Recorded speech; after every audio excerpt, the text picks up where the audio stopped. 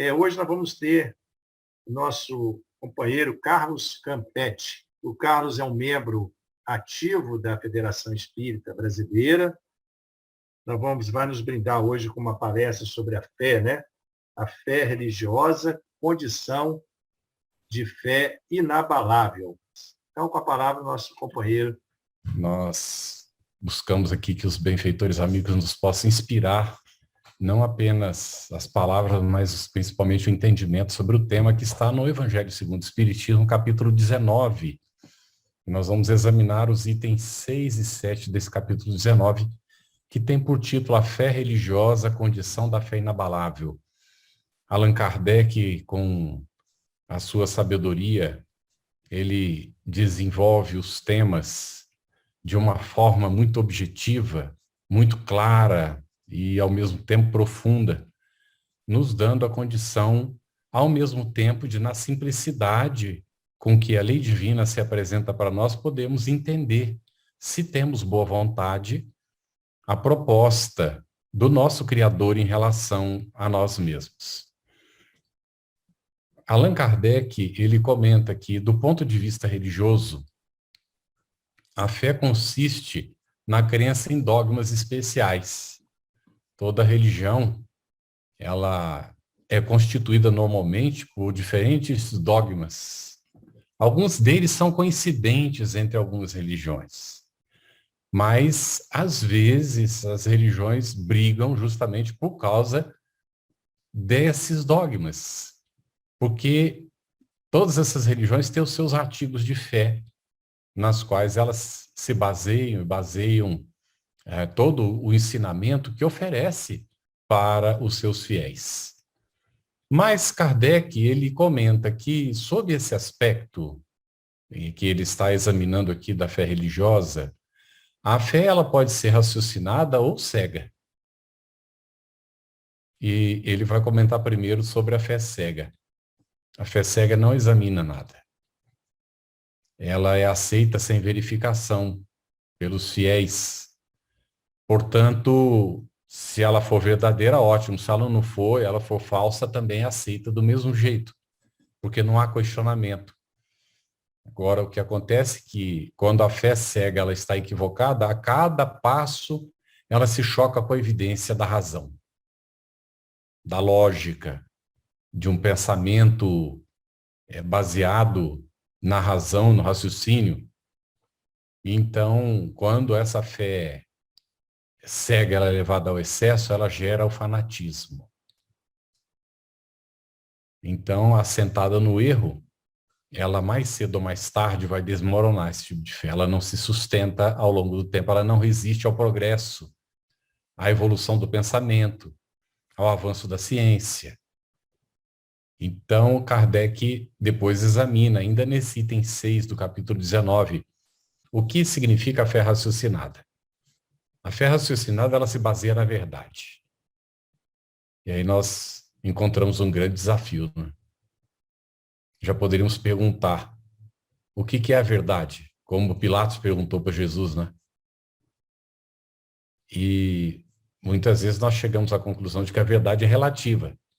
E que, portanto, não adianta discutir. O próprio Kardec coloca no Evangelho segundo o Espiritismo, no outro item, que é necessário que a gente esteja atento para não querer a salvação nem pela religião e nem pela verdade. Porque senão nós não nos perdemos nas disputas, nas brigas. Porque realmente ninguém sabe de fato o que é a verdade entre nós. No entanto, ele vai dizer que a fé raciocinada se baseia na verdade. E aí nós precisamos aprofundar o assunto com o próprio Kardec, quando ele vai, então, nos explicar. E nós, fazendo o raciocínio hoje, examinando à luz do Espiritismo, nós vamos compreender que relativa não é a verdade. Se é verdade, ela é absoluta, ou não é verdade. Se ela é verdade, ela é absoluta. Agora, se ela não é verdade, então ela pode ser relativa mesmo. A grande dificuldade é que o nosso raciocínio é que é relativo, a nossa capacidade de entender a verdade é que é relativa. E como nós usamos como parâmetro de medida do universo a nossa própria limitação, Então, nós queremos limitar o universo ao nosso entendimento e dizemos que a verdade é relativa. Isso é um problema ainda da nossa pequenez espiritual e precisamos superar essa etapa. Então, se nós vamos considerar que a fé raciocinada se baseia na verdade, está se tratando não das nossas convicções sobre o que é a verdade, mas a verdade como fato. Aquilo que é e não tem controvérsia.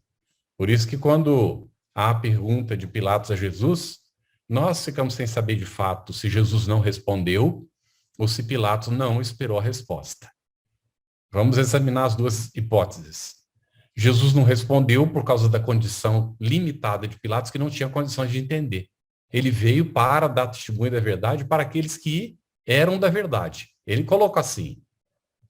Então, ele não teria vindo para Pilatos, que estava completamente perdido nos descaminhos do mundo material. Bem, mas também há outra possibilidade. Pilatos não esperou, porque considerava que não havia resposta para a pergunta. Então, a sua condição era tão limitada que ele achou que Jesus não tinha resposta. E possivelmente, não é? Se ele tivesse esperado, Jesus tivesse respondido para ele, nesse outro exame. De toda maneira, não importa muito. O fato é que Jesus veio para dar testemunho da verdade. Então, a verdade, ela existe. Qual é essa verdade que existe? Quando a fé raciocinada, ela se identifica com essa verdade que garante o futuro. Porque nada tem a temer do progresso das luzes. Porque quando há um avanço, então essa fé raciocinada acompanha o avanço. Não teme o progresso da ciência. Não teme o desenvolvimento da capacidade de raciocínio da criatura humana. Ao contrário. Então, dado que o que é verdadeiro na obscuridade também é verdadeira luz meridiana. Então, não há, de fato, discussão como dogma em relação ao assunto. Agora, cada religião pretende ter a posse exclusiva da verdade. Cada uma delas pretende. Aí vamos lá. Kardec diz assim, olha, preconizar alguém a fé cega sobre um ponto de crença é confessar-se impotente para demonstrar que está com a razão. Então, se há o desejo de imposição, é porque a gente não tem segurança. É por isso que a gente aprende com o estudo do Espiritismo que o Espiritismo não precisa fazer proselitismo. Porque não é necessário.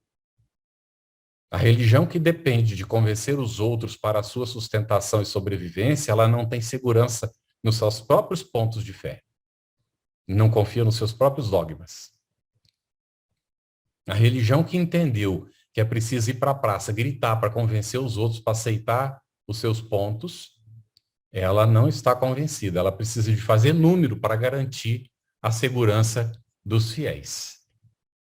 O Espiritismo não se preocupa com isso. Ele se ocupa em esclarecer aqueles que têm condições de entender. Ainda esses dias, nós estávamos com um grupo de pessoas rememorando o que Raul comentou a respeito do assunto. Ele diz que o Espiritismo não é para quem quer, é para quem aguenta, para quem resiste. É um grande desafio, de fato. Então, quando chegam os nossos irmãos que estão acostumados a outras religiões, como as nossas próprias famílias, às vezes, quantos de nós não viemos do catolicismo, às vezes do protestantismo, a gente precisa ter muita paciência e perseverança e um acolhimento com muito carinho para, então, ir devagarinho, ajudando a pessoa a abrir o seu horizonte, porque nós nos apegamos e fomos condicionados ao longo de séculos e até milênios a nos limitar à interpretação ao pé da letra, conforme a letra. E o Espiritismo veio fazer essa revolução, nos ensinar a retirar da letra o espírito. E isso não é fácil para todo mundo. Mas quando o indivíduo descobre que isso é possível, nossa, o horizonte se abre, é uma coisa impressionante. Eu já tenho ouvido isso de vários protestantes que estão estudando o Espiritismo. O horizonte se abre, de repente, é impressionante como a gente consegue entender pontos que a gente antes não entendia. Meu pai já está desencarnado, a família era católica, e eu fui o primeiro da família a nascer já no Espiritismo. A família tinha se convertido, não fazia muito tempo. E então, ele comentava que quando era católico tinha algumas coisas que ele não conseguia entender. Ele só foi conseguir entender com o Espiritismo. Ele sempre citava duas delas entre as coisas que ele não tinha conseguido entender, que ele precisou do Espiritismo para compreender. O primeiro, que foi uma verdadeira revolução para ele, que é a questão da justiça de Deus. Ele não entendia como é que Deus podia ser justo com uma única vida. Aí a gente vai entender no Espiritismo que, de fato, a vida é única, mas nós temos várias existências nas reencarnações, não é? Então, a justiça se explica pelas sucessivas reencarnações, que vai explicar as diferenças, por que nas disparidades, essa coisa toda. Então, isso para ele foi e é para muita gente, não é? E aí ele colocava nas palavras dele a questão do tempo. Foi compreender que Deus nos dá tempo, justamente pelas reencarnações, ele nos dá o tempo que nós necessitamos para despertar, para evoluir. E aqui dentro desse raciocínio da fé, como Kardec vai colocar, está no capítulo 2 do Evangelho segundo o Espiritismo. Qual o eixo central para o entendimento da mensagem do Cristo, sem o qual a gente não consegue entender o Evangelho? É justamente a vida futura. Ah, mas toda religião fala da vida futura. Sim, fala, mas não compreende. Apresenta a vida futura como algo nebuloso, algo não muito concreto, como possibilidades um tanto quanto mirabolantes, como, por exemplo, um destino certo depois da morte. Já está traçado, vai para o céu, vai para o inferno, mas aí depois surgiu a ideia de poder ir para o purgatório, ou vai dormir até o dia do juízo final, e aí também desperta e já está traçado, já está definido, ou vai para o céu, ou vai para o inferno depois do juízo final. Então são coisas que, quando a gente começa a pensar, a gente diz assim, meu Deus, que pai é esse? Que Deus é esse? Como é que pode nós termos satisfação sendo familiares daqueles que estão no inferno? Como é que nós nos sentiríamos? Eu não me portei muito bem lá e tal, mas lá no final eu descobri, mas já não deu tempo. Puf, desencarnei, morreu. Vai para o inferno, porque não deu tempo para se confessar, para resolver. Agora, eu fico perguntando, como é que a minha mãe, que me ama e que conseguiu seguir tudo direitinho as coisas, aí foi para o céu. Como é que ela se sente lá, vendo o filho dela queimando eternamente no fogo do inferno? São coisas que não dá, é para um raciocínio primário. Hoje a gente já começa a questionar. É por isso que mesmo na Suíça, que é um país profundamente protestante, mais tendente para o materialismo, inclusive, numa enquete que foi feita lá, uma pesquisa, surpreendeu os próprios pesquisadores. 33% da população revelou que acreditava na reencarnação. Porque não tem como explicar as coisas sem a reencarnação. As pessoas começam a pensar que isso não depende de religião. Isso é questão de lei divina. A reencarnação não é patrimônio do espiritismo, essa ideia existia antes. O próprio Kardec, como codificador, não concordava com a ideia, ele não tinha pensado, aliás, nesse assunto. Ele tinha outras formas de explicar, de entender as coisas. E quando os espíritos falaram na reencarnação, ele se surpreendeu. Foi preciso um tempo para ele ir checando, foi comparando, foi examinando. E hoje nós não sabemos qual era o pensamento dele, de Hipólito e Leão Denis Arrivaz, sobre o assunto. Porque ele foi cuidadoso de nunca escrever qual era o pensamento que ele tinha, porque senão teria seguidores ainda hoje do pensamento dele, apesar de tudo que ele tivesse explicado, que aquele foi um pensamento transitório. Então ele deixou o pensamento dos espíritos, que é a verdade. E não o entendimento relativo que ele teve durante algum tempo. Então, nós também precisamos aprender com o codificador a renunciar aos nossos pensamentos, às nossas ideias próprias, porque muitas vezes elas mais atrapalham do que ajudam. No item 7 do capítulo 19 do Evangelho segundo o Espiritismo, Kardec continua desenvolvendo o assunto. Disse vulgarmente que a fé não se prescreve. Daí vai resultar, então, que muita gente vai alegar, vai dizer, vai afirmar que não tem culpa nenhuma por não ter fé, porque a fé não se prescreve. Não tem como passar uma receita, agora você vai ter fé, ou passe de mágica, a pessoa vai... Não existe isso. E Kardec diz que, sem dúvida, a fé não se pode prescrever mesmo. E nem, ainda o que é mais certo, se pode impor a fé para ninguém. A fé é algo que se adquire. Ele diz, e ninguém há que esteja impedido de possuí-la, mesmo entre os mais refratários.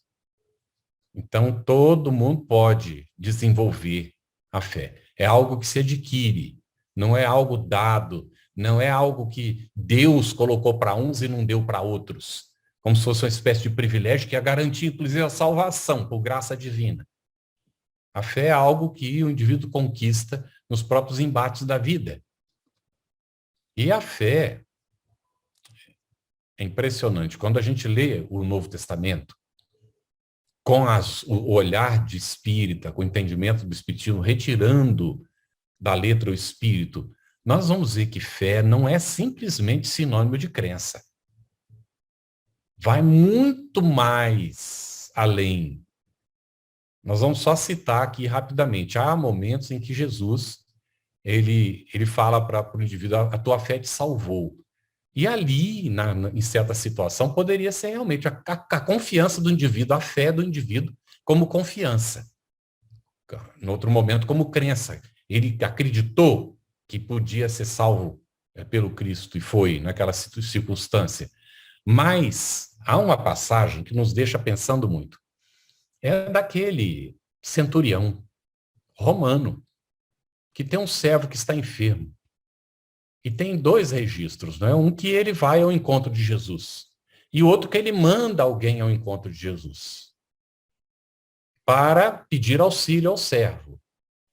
Não importa se ele estava lá ou se ele mandou alguém. O fato é que quando ele soube que Jesus ia para a casa dele para curar o servo, ou na conversa ele já falou para Jesus, ou ele mandou de novo alguém ao encontro dele dizendo que não era necessário.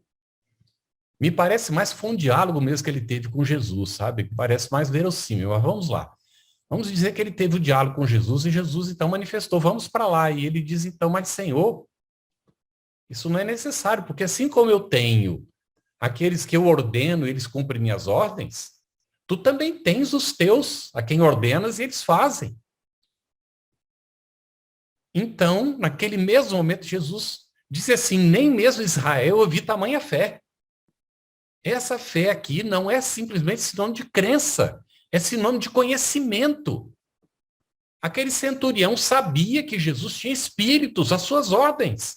Tanto é que o servo é curado sem ninguém lá, dos que estavam encarnados. Foi curado no mesmo momento, por uma ação espiritual à distância.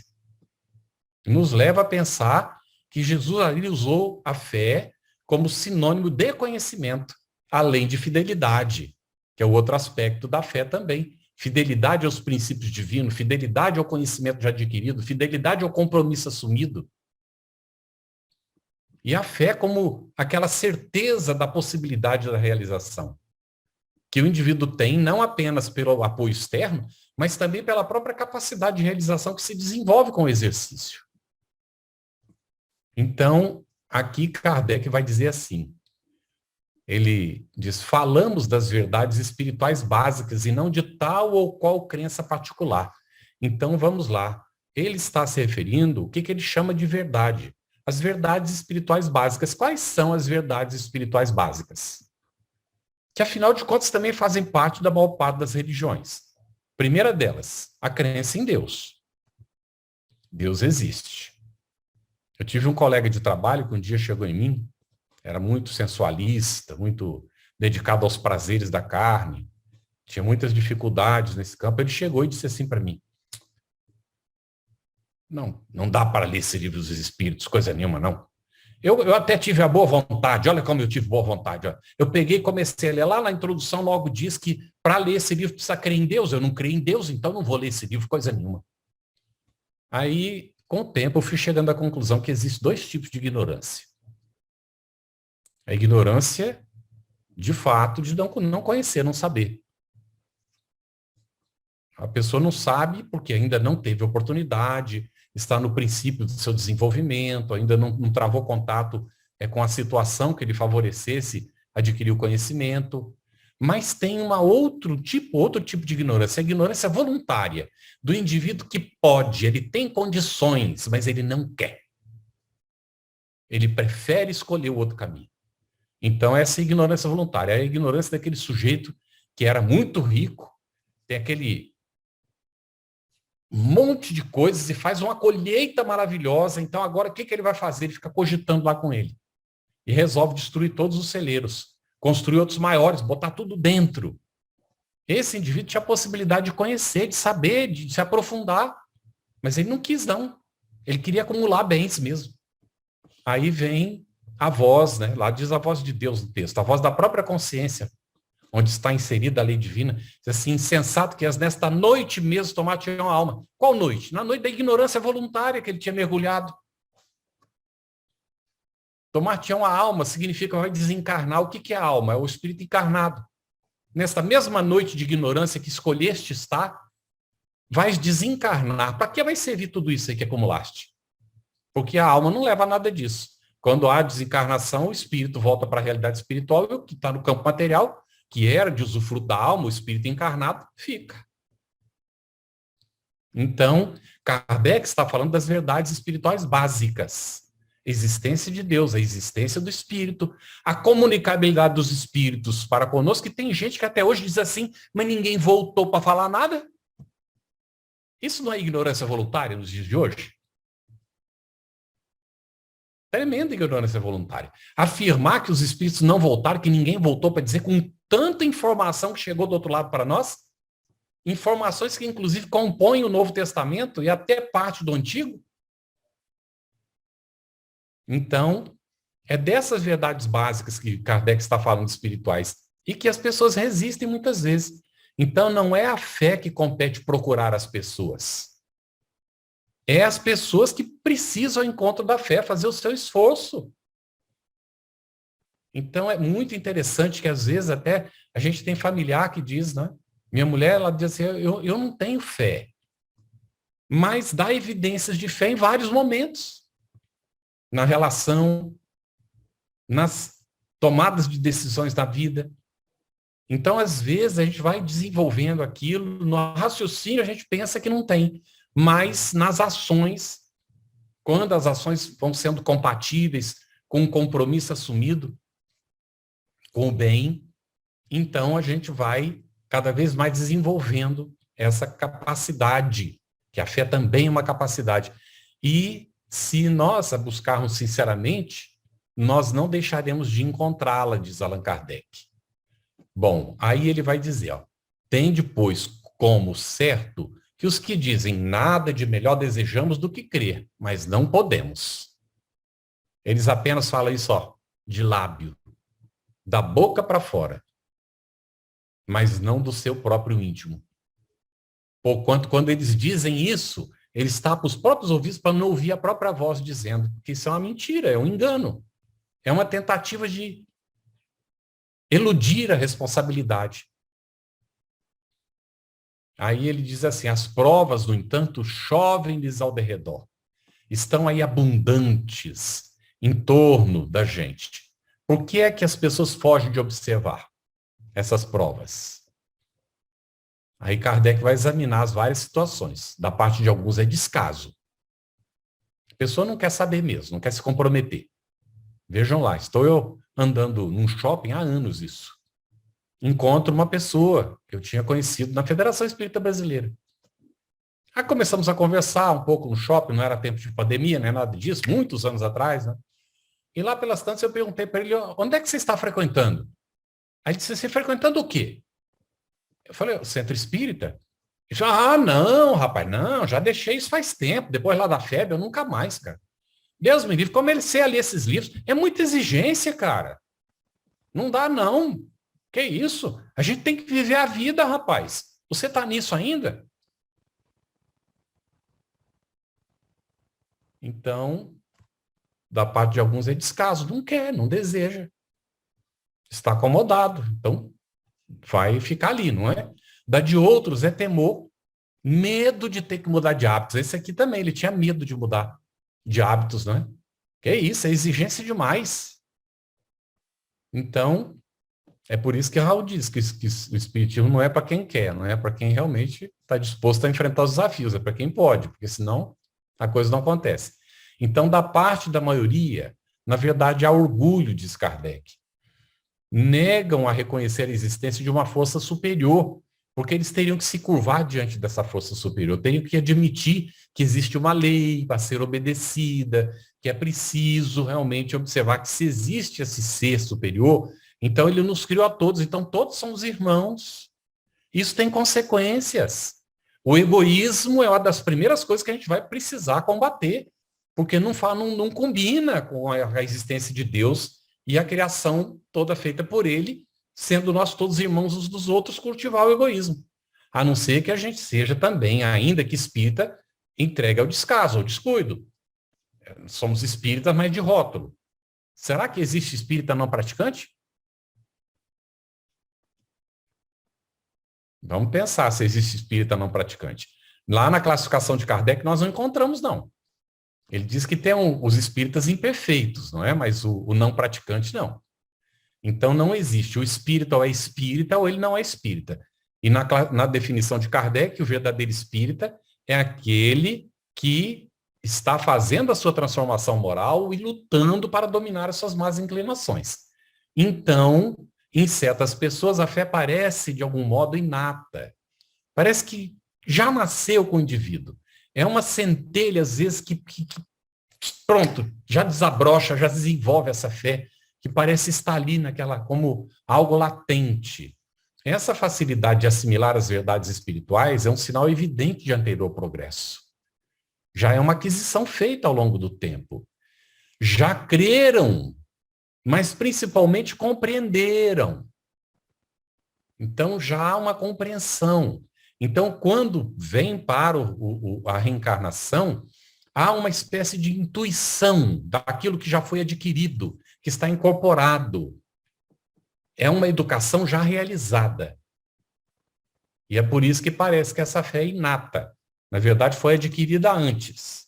E agora se apresenta na atual. Agora, em outras pessoas, ao contrário, dificilmente os pensamentos espirituais penetram, a fé se desenvolve.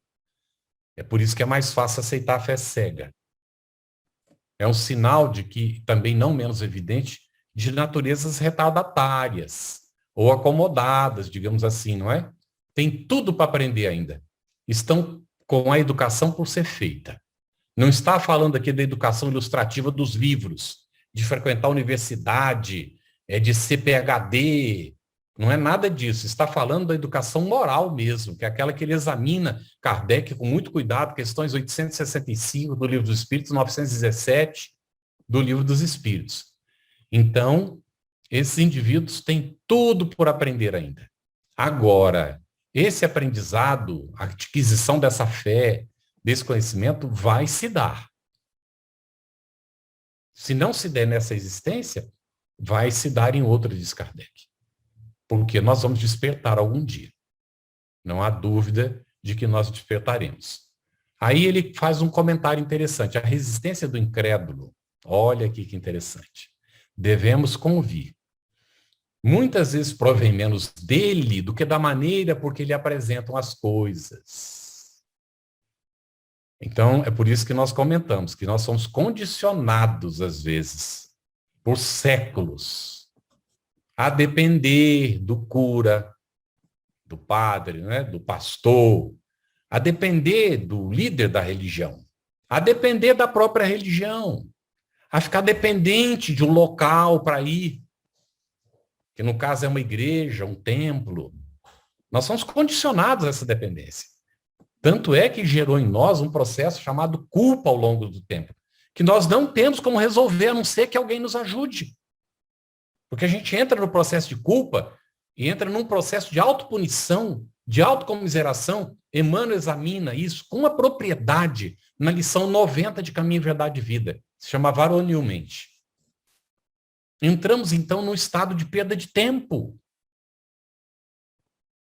Naquela depressão, por causa da culpa, do erro que a gente cometeu. Agora, quando a gente entende o Espiritismo, a gente vai ver que nós não somos culpados, nós somos responsáveis. E como responsáveis, se nós cometemos o engano, nós podemos reparar o engano. Nós podemos dar a volta por cima, nós podemos encontrar um outro caminho, nós podemos, de alguma maneira, e quando reconhecemos que não damos conta sozinhos, sabemos recorrer, mas compreendendo que não vai ser o outro que vai resolver o meu problema.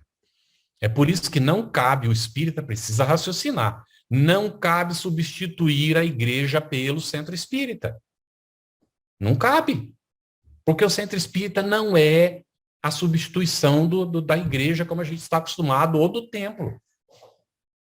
O centro espírita é muito mais do que isso, uma escola da alma, um campo de trabalho.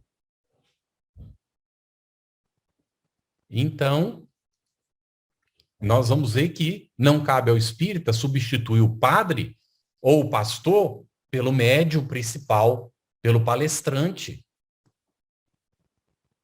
Aí vamos buscar, então, no espiritismo. O que é que Kardec coloca? A fé necessita de uma base. E essa base é a inteligência perfeita daquilo que se deve crer. A inteligência perfeita é a compreensão daquilo que se deve crer. Aí nós vamos ver. E para crer não basta ver. É preciso, sobretudo, compreender. Eu me lembro, não sei se vocês que estão acompanhando conheceram o pequeno grande homem, chamado José Jorge. Ele era da Federação Espírita Brasileira, viajou pelo país, criou centros espíritas em muitos lugares, ajudou a desenvolver federativas pelos estados. Um trabalhador, escreveu várias obras, era palestrante, mas era um homem franzininho, pequenininho. A gente dizia que ele era o pequeno grande homem. Num encontro que nós tivemos espírita internacional em Miami, em 1994, havia cerca de 300 pessoas de vários lugares, de vários países. E ele foi convidado para fazer uma palestra. E quando ele foi anunciado, ele chegou ali, foi preciso colocar um banquinho para ele subir, porque senão ele não aparecia atrás daquele átrio, assim, não estava um microfone. Ele subiu ali e disse assim: eu queria aqui deixar logo de cara esclarecido. Vocês sabem que eu sou espírita, que eu fui convidado aqui para falar sobre a reencarnação. Mas eu queria dizer para vocês, deixar muito claro, que eu não creio na reencarnação. Foi um ó no auditório, eu estava sentado na frente, eu olhei para trás, porque de fato foi um ó. E ele disse assim: calma, calma, não vamos jogar ovo podre ou tomate podre, deixa eu explicar. Eu realmente não creio na reencarnação. Sabe por que eu não creio?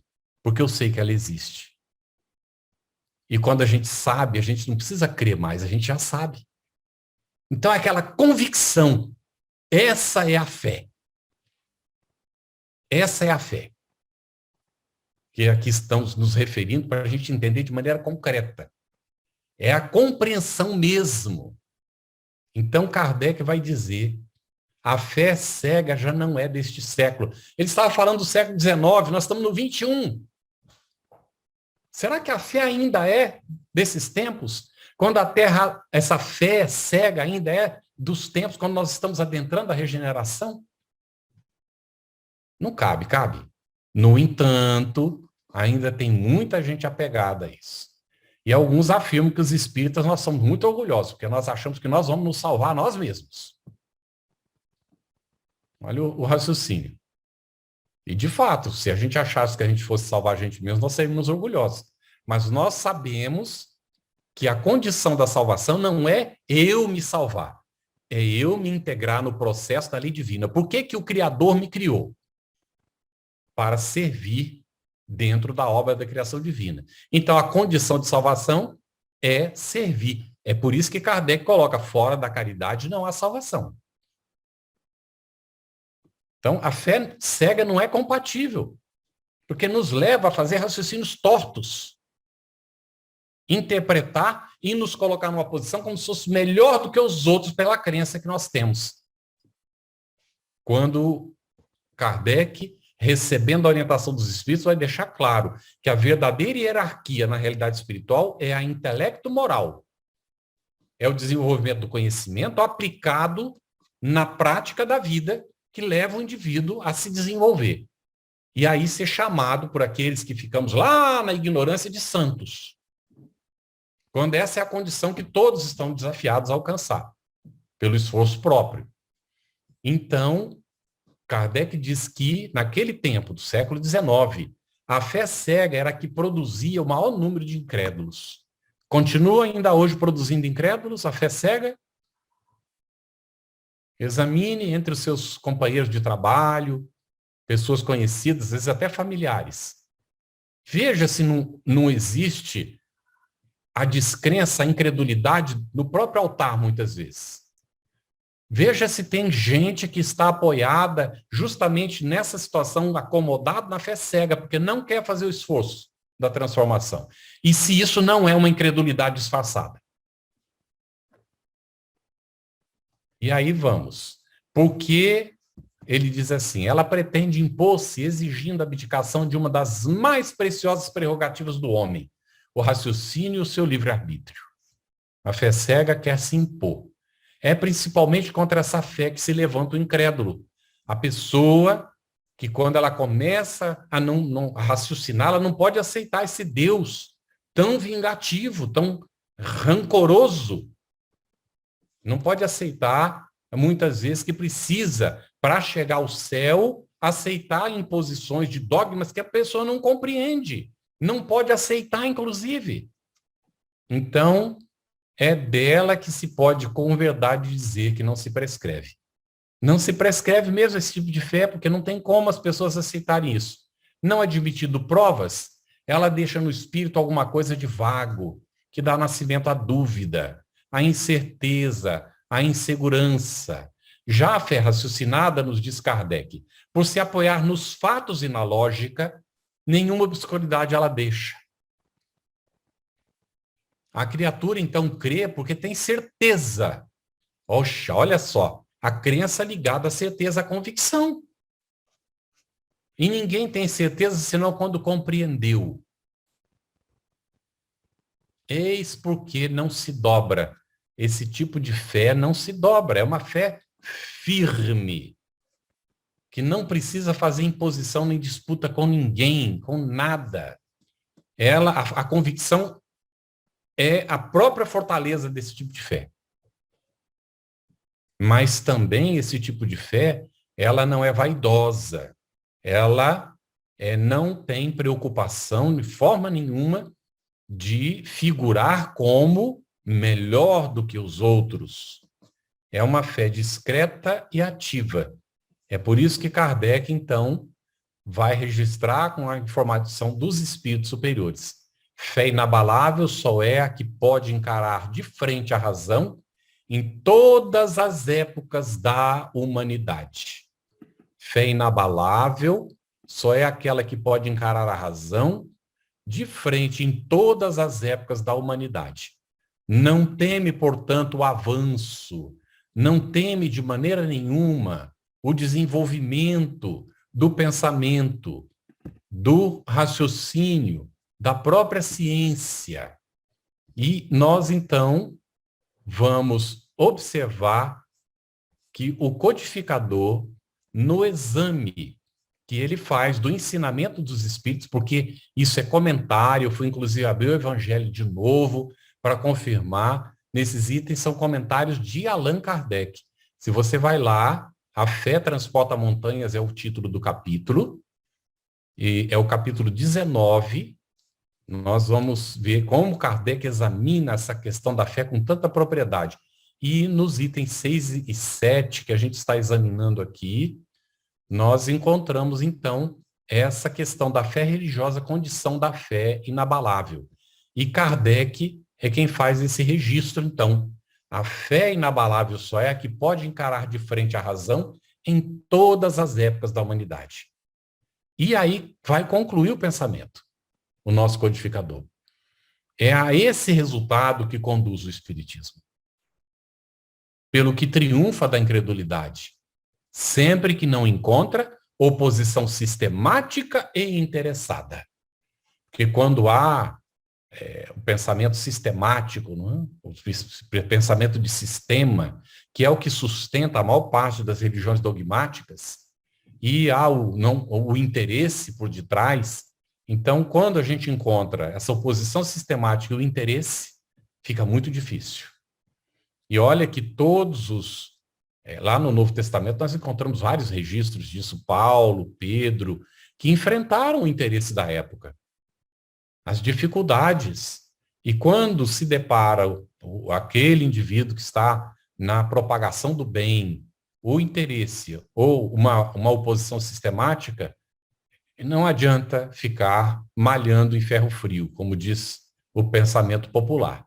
Não adianta estar insistindo nem querendo convencer, porque o fato é que as palavras podem até convencer, mas são os exemplos que arrastam. E nós vamos entender, então, dentro desse pensamento do nosso codificador, que o que de fato evidencia essa fé inabalável é a nossa convicção espírita. É o fato de nós não nos afirmarmos simplesmente espíritas, mas estarmos atentos ao fato de que o codificador registrou que o verdadeiro espírita e o verdadeiro cristão são a mesma pessoa. Então, que nós tenhamos condições de refletir nas nossas ações, na relação com o nosso próximo, o pensamento do Cristo. O ensinamento que ele nos trouxe, que é a própria lei divina, que o Espiritismo vai resgatar na sua pureza primitiva, e que de forma magistral Allan Kardec registrou no Livro dos Espíritos, criando o arcabouço de um ensinamento imorredouro, que vai atravessando os séculos, e que quanto mais a humanidade avança, mais ela se aproxima desse conhecimento. É por isso que, com toda tranquilidade, nós fechamos o pensamento aqui para abrir para a conversa, o pensamento de Leon Denis, de que o Espiritismo não será a religião do futuro. Não tem que se preocupar em ser a religião do futuro, porque nem todo mundo será espírita no futuro, mas que o Espiritismo é o futuro das religiões, porque ele vai trazer realmente a verdade para o entendimento da humanidade. E ainda que a pessoa siga com as suas religiões, elas deixarão de ser dogmáticas e se aproximarão, na medida em que a humanidade avança, cada vez mais da proposta da lei divina, da fraternidade universal, da prática do bem incondicional, da eliminação da competição e sua substituição pela cooperação, de um trabalho mais harmônico na relação com o semelhante, sem necessidade de disputas, pela convicção de que eu sou o herdeiro do universo.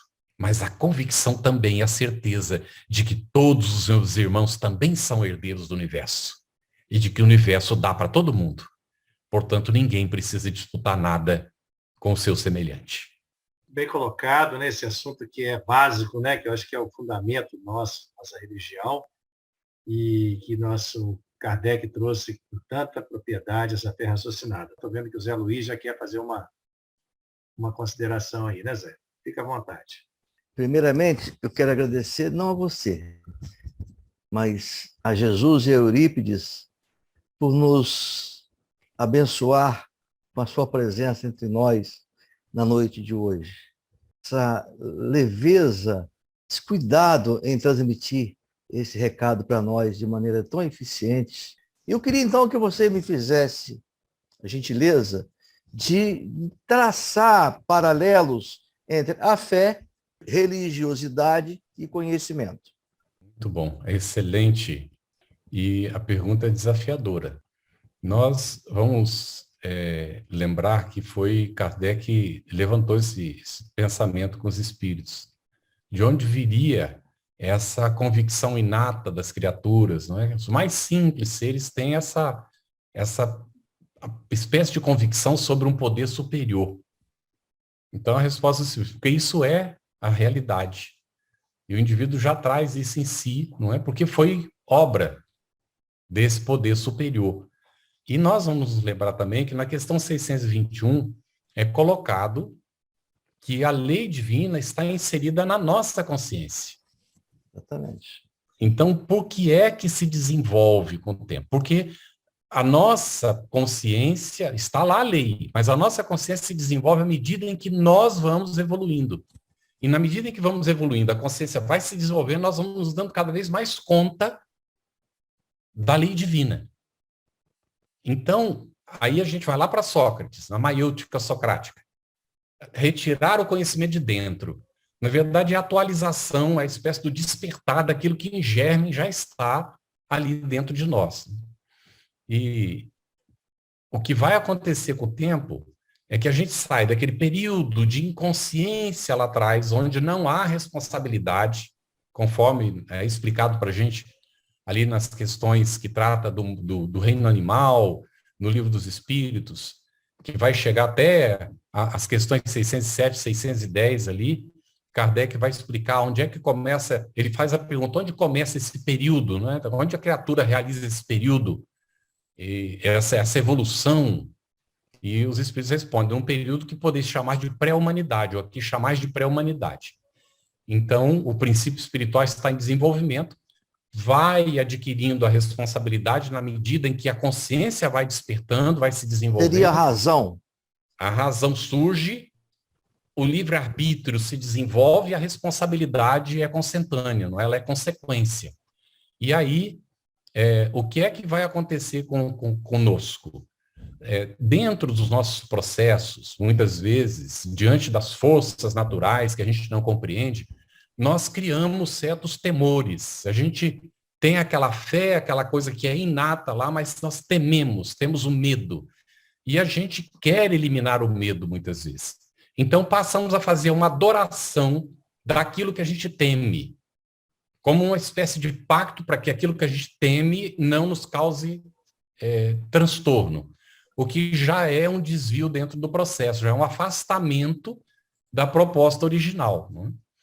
E, bom, nem todo mundo evolui do mesmo jeito, é óbvio, não há uma folha de uma árvore que seja igual à outra. Por que Deus ia criar o nosso processo evolutivo exatamente igual para todo mundo, né?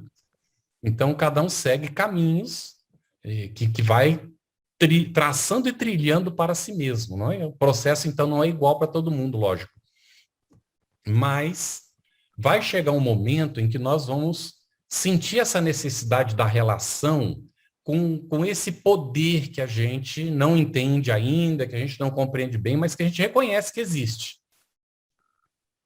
Mas, quando nós nos corrompemos, nos entregamos ao mundo das sensações, então a gente começa a duvidar muitas vezes. Começa a querer valer cada um por si mesmo. Entra a questão do egoísmo, do orgulho, a questão dos vícios que se desenvolvem, e aí vai aparecer a questão da religião como um fator de religação da criatura com o Criador da qual o indivíduo se afastou. Não é? E dentro desse processo, então, aparece a grande problemática que Jesus coloca e que ficou registrado em Marcos e Lucas, no capítulo 4, como a tentação de Jesus no deserto pelo diabo.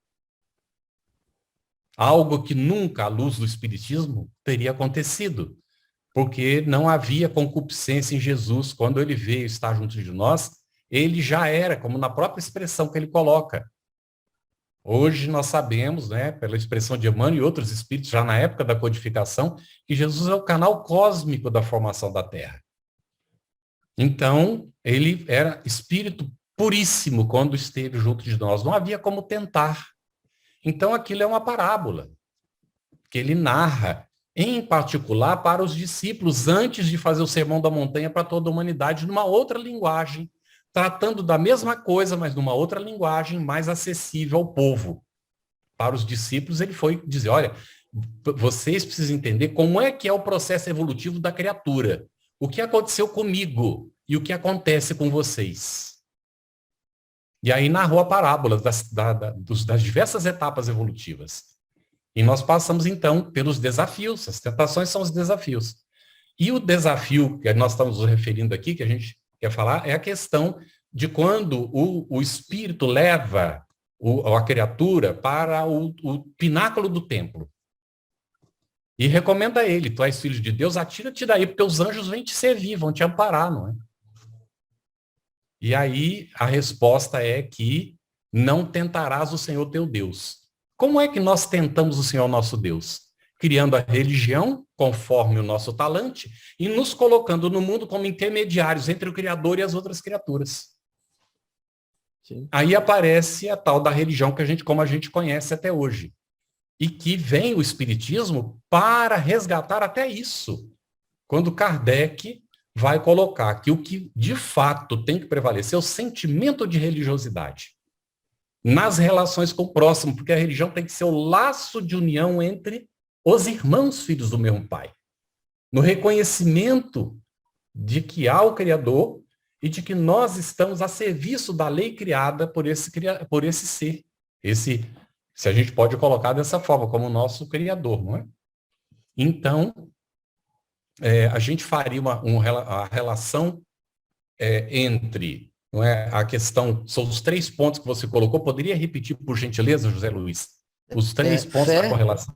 Religiosidade e conhecimento. Isso.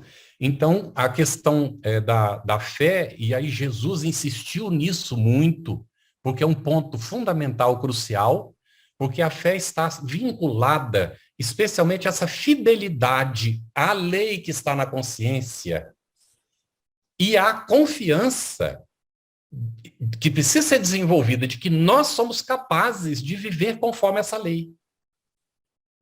Sim.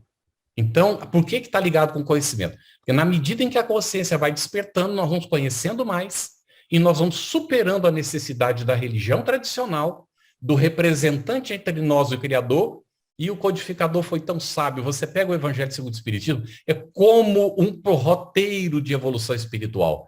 No final, a partir do capítulo 26, ele começa a ensinar a gente a falar diretamente com o próprio Criador.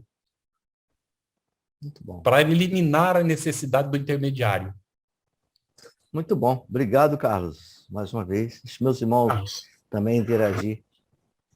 Muito bom, Zé. Carlos, antes de eu passar a palavra para o Osmar, que eu vi que levantou a mãozinha aí, né?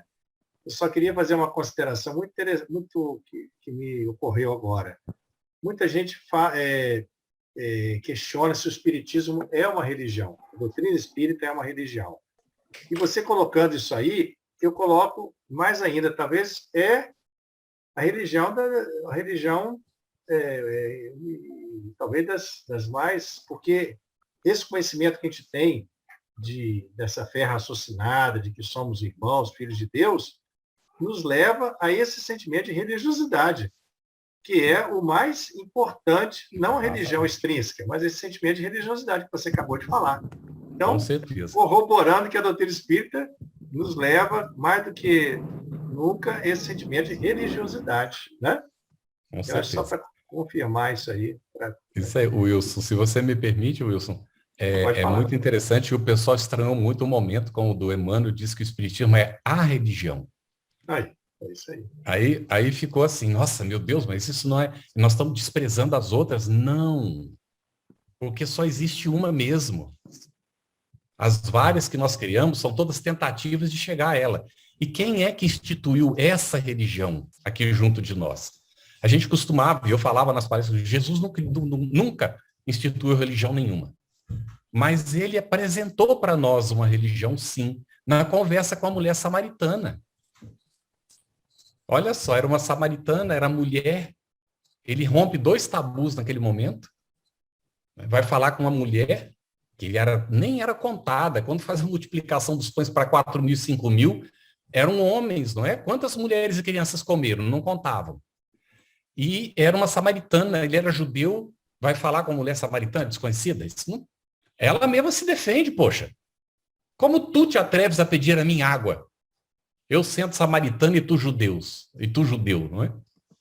Então, é aquele diálogo interessante que se trava ali, e ele vai dizer ao final para ela, porque ela perguntou. Era a pergunta da moda, não é? Mas se nós tivéssemos entendido a resposta, não teríamos criado mais nenhuma religião. Ele veio para trazer a solução da problemática que era criada no templo pelos judeus. E a dissensão com os demais. Ele não veio para revogar a lei divina.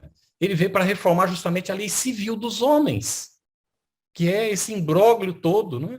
Que a gente cria ao longo do tempo. Aí ele vai dizer para ela, chegará o dia em que o homem não adorará a Deus nem no templo e nem no campo, mas o adorará em espírito e verdade, porque Deus é espírito. É a religião natural. É isso que é o espiritismo. Por isso que a gente insiste, não depende do centro. Lógico que o centro é ótimo, é um local de encontro, mas olha o que está acontecendo hoje com a pandemia. Eu diria que enquanto alguns irmãos neoevangélicos estão doidos para o povo voltar para as igrejas porque precisa do dízimo, o espiritismo vai muito bem, obrigado pela internet. Acho que não se propagou tão rapidamente antes como está se propagando agora. Então, não depende de lugar, porque o lugar é o nosso coração. Como Jesus colocou, adorará a Deus em espírito e verdade, porque não existe necessidade de nada especial para isso. Aí vem aquela instituição da liturgia que Jesus teria feito, que aquele é meu sangue, que é o meu corpo. A gente fica pensando mesmo se algum dia Jesus falou isso, tá? Com toda sinceridade. E se ele falou, nós não entendemos o que ele disse, com toda certeza. Osmar, fala aí, querido. Você me ensinou a ler, né? Porque quantas vezes eu li essa passagem e hoje, com essa calma, com essa serenidade sua, a gente vê que eu preciso aprender a ler, né? Nós todos precisamos. Mas o que eu vou perguntar é o seguinte, a gente vê, principalmente no catolicismo, que muitos hoje concebem, né, a ideia do espiritismo, concebem os ensinamentos do espiritismo. Mas a gente vê um crescente das igrejas evangélicas e que, de alguma forma, mostra para eles, e eles mostram para a sociedade, uma fé, né? Mesmo que seja uma fé imposta e uma fé de medo, né? Mas que os faz transformarem, né? Então, o que você me diz sobre isso aí? Olha, é interessante que a Igreja Católica ela começou, num dado momento, a perder muitos seguidores, especialmente para o protestantismo, num dado momento, e depois o próprio protestantismo começou a perder também seguidores para um fenômeno que ocorre no Brasil chamado neoevangelismo, que vai surgir a partir de um certo momento, lá pelos anos 70, mais ou menos, e que se alastrou pelo mundo. É a chamada Igreja de Mamon, a Igreja do Dinheiro. A gente fala isso com toda tranquilidade, porque não é novidade, eles mesmos se apresentam dessa forma. O dízimo é fundamental. Às vezes a pessoa entra na igreja e é convidada a sair se não coopera com o dízimo, porque se vai lá precisa dar o dízimo. E esses neoevangélicos, eles deixaram claro que eles não são protestantes. Porque se eles fossem protestantes, teriam que compartilhar o dízimo com a igreja central. E eles não compartilham com a igreja protestante o dízimo. Então, esse fenômeno, a igreja mesmo, não sei se vocês já leram, Aconteceu na Casa Espírita, ali está relatado, essa igreja que é referida ali, que é esse neoevangelismo. Então, o que tem tido esse crescimento repentino é o neoevangelismo. Por que isso? Porque chegou o momento. Nessas horas, as criaturas, quando não pode mais nada ficar oculto, tudo vem à tona, cada um faz as suas escolhas de maneira consciente. Precisa que isso aconteça. Então, a discussão, por exemplo, nos Estados Unidos, 2 pastores brasileiros disputando, duas igrejas neoevangélicas, uma disputando com a outra, qual dos 2 pastores tinha mais poder. Um deles fez o casamento da filha, gastou $500 mil no casamento da filha. Recebendo gente vinda de vários lugares com champanhe, aquela coisa toda. E os fiéis dizendo que era isso mesmo, que estava certo, afinal de contas ele é o representante de Deus aqui na Terra, ele tem direitos. Os fiéis concordando com isso. Então não é que não exista consciência por parte de muitos fiéis. Muitos sabem o que está acontecendo e consideram que está certo, que é isso mesmo. Agora, aqueles que vão despertando, e agora eu vou colocar bem rapidamente para vocês. Tinha um colega de trabalho que ele um dia contou que ele tinha vivido uma situação muito difícil com a mãe dele, porque ele foi visitar a mãe e a mãe já era passado lá do almoço, ela não tinha almoçado. Não tinha sinal nenhum E ele, então, mãe, o que está acontecendo? Você não fez almoço? Ah, meu filho, porque sabe o que é, filho? Eu vendi o bujão de gás que ele tinha comprado a semana passada para ela. Mas, mãe, por que você vendeu? Ah, filho, eu fui lá na igreja, não tinha nada para dar. Eu cheguei em casa passando mal, eu vendi o bujão de gás e dei para o pastor o dinheiro. Aí ele foi colocar a mãe para, não, psiquiatra, né? Foi mais de ano de tratamento psiquiátrico. E no final o psiquiatra disse, então, que eles precisavam fazer, ele e a irmã, que estavam interessados, né, na recuperação da mãe, que tinham que levá-la no mesmo local e ela tinha que resistir, assistir o culto inteiro e não dar o dinheiro. Aí ela estaria curada, ele liberaria ela. E ele foi com a irmã lá. Ele disse que foi umas 2 horas de culto.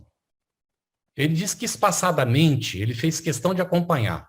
Se falou mais ou menos de o evangelho, de passagem do evangelho, por uma meia hora, assim, de quando em quando vinha o evangelho. Mas 1h30, marcada de relógio, eram estratégias de convencer as pessoas a dar o dinheiro. E ele disse que a mãe dele resistiu. Ela saiu de lá numa boa, sem problema. Só que aí ele estava com um problema sério. Porque quando ele saiu da igreja lá fora, começou a sentir peso de consciência por não ter dado dinheiro.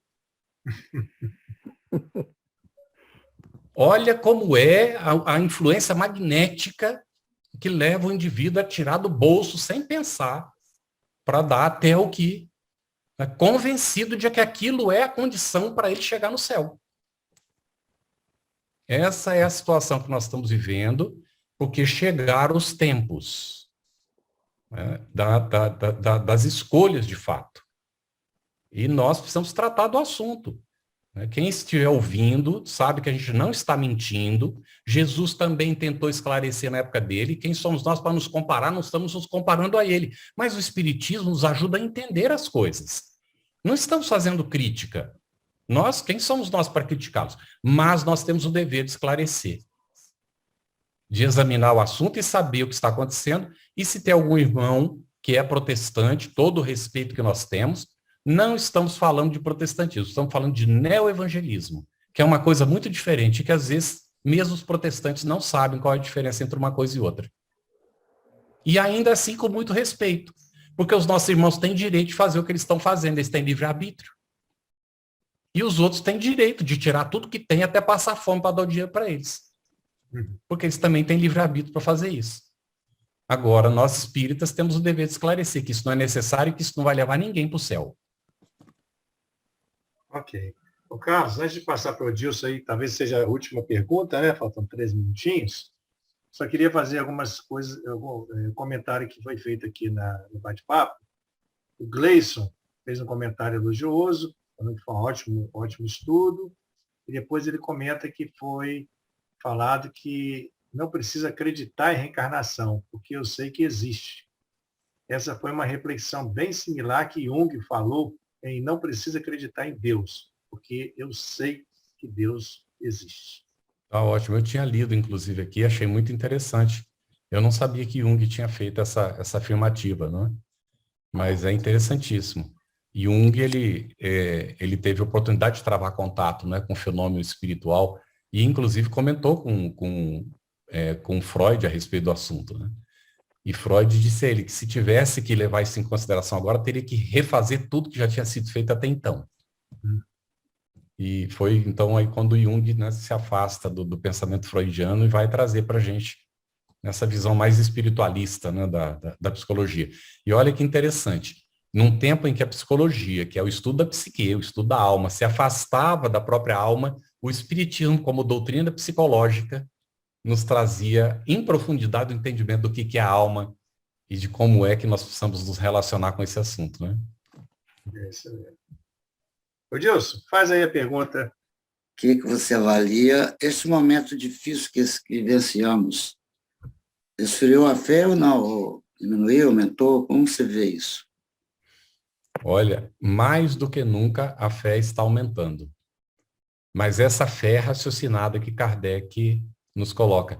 porque mesmo os companheiros católicos, protestantes, estão com a mente mais aberta para questionar, para perguntar, para buscar, não é, encaminhamentos. E então vai realmente havendo. Lógico que há recrudescimentos da ignorância, das trevas, tentando impedir o progresso da humanidade, ou dificultar ou até atrasar. Nós nos lembramos aqui de uma atividade mediúnica que nos narraram, em que um espírito se manifestava e o dialogador quis esclarecer o espírito, que estava chegando à era da regeneração, e o espírito disse para ele: está me chamando de ignorante? Você acha que a gente não sabe disso, não? A nossa questão aqui não é se vai chegar ou não vai chegar a era da regeneração. Isso é o certo, vai acontecer mesmo. A nossa questão agora é saber quantos é que nós vamos levar conosco para onde nós vamos. É um momento de luta, de esclarecimento, de abertura das nossas capacidades de entendimento. E nós vamos finalizar nos lembrando de Joana de Ângeles. É um resuminho de um pensamento que ela faz muito profundo, que do período de consciência adormecida e da consciência desperta. O indivíduo que vive entregue ao mundo, cuidando dos interesses do campo da personalidade, que não se interessa pela questão espiritual, está no período da consciência adormecida. Resumo bem rapidamente, né? O indivíduo que começa a despertar para a realidade espiritual já vai entendendo a diferença entre o self, o eu essencial, e a persona, que é a alma encarnada, que em cada encarnação tem uma personalidade diferente, e que essa personalidade precisa estar a serviço da essência e não ser o foco da ação do indivíduo durante a sua encarnação. Esse indivíduo que se interessa pela educação moral dos filhos e não propriamente da ilustração intelectual, da instrução que a escola oferece, esse indivíduo que vai realmente se entregando cada vez mais a estar no mundo sem ser do mundo, ele passa a viver no período da consciência desperta. E é o que está acontecendo. Então, a fé está aumentando. Agora, recentemente, no Conselho Federativo Nacional, que aconteceu no último final de semana, João Rabelo, que trabalha na FEB, com várias áreas que ele cuida, mas ele também está trabalhando com essa questão dos conteúdos espíritas para filmes. Em contato com a Disney, com representantes, né, dessas grandes produtoras de filmes dos Estados Unidos, eles descobriram mais recentemente que o povo americano não está mais querendo filmes de violência. Esses filmes mirabolantes, essas coisas, estão querendo conteúdo. E quando eles começaram a procurar conteúdo, identificaram que tem conteúdo no espiritismo. Então é por isso que está aparecendo certos filmes como Soul, não é? Filmes relacionados com a vida depois da morte do corpo. E virão muitos aí pela frente. Então, está aumentando sim a fé, porque está aumentando a compreensão de que a existência material não é a única, que o túmulo não é o fim, que simplesmente é uma porta que se abre para uma outra realidade que a gente já pode conhecer sobre ela, porque o Espiritismo traz o mapa dela para nós. É uma questão de pouco tempo para isso se ampliar ainda mais. Não é que nós vamos estar num mundo maravilhoso. Isso será conquista nossa de talvez 500 anos, um milênio, né, para que nós estaremos realmente num mundo melhor quando a gente passar o período da regeneração, não é isso? Então, ainda o período da regeneração é de desafios, é de lutas, ainda há expiação, ainda que não tão pungente, mas nós estamos num bom caminho porque nós já estamos adentrando a regeneração. Quero agradecer aí imensamente, né, ao Carlos Campetti por essa reunião tão profunda, tão rica, que nos tocou, acho que nos esclareceu a nossa fé, né?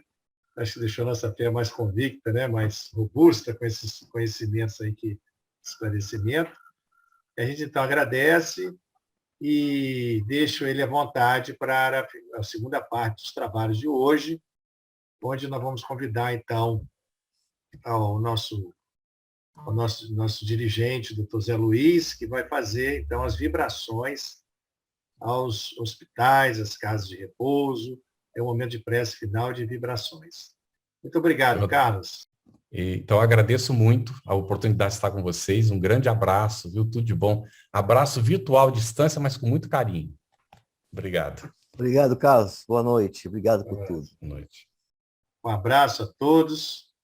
Beijo a todos. Que bom. Beleza, gente. Beijo, beijo. Beleza, gente. gente. Gratidão.